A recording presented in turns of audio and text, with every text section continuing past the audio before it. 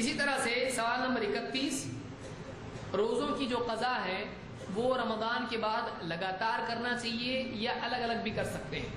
یعنی جمعہ کا روزہ چھوٹا تھا تو جمعہ کو ہی رکھنا پڑے گا، ایسا ہے کیا؟ نہیں ایسا کچھ۔ یا ایک ساتھ 3 روزے چھوٹے تھے تو ایک ساتھ 3 رکھنے پڑیں گے، ایسا ہے؟ نہیں ایسا نہیں ہے، بلکہ جتنے چھوٹے ہیں ان کو آگے کے دنوں میں جس طرح سے چاہے رکھ سکتا ہے۔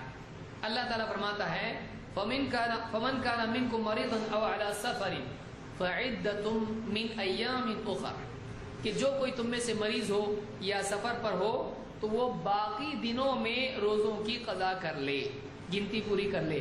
تو باقی دن پورے رمضان کے بعد سے اگلے سال تک اس کو مل رہے ہیں، جب چاہے وہ اس کی گنتی پوری کر سکتا ہے۔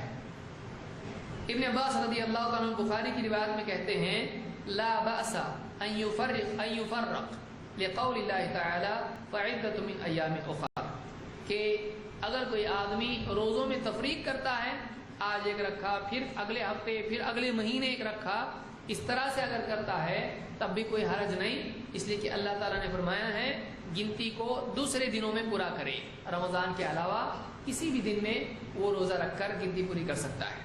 یہ بخاری کی روایت ہے۔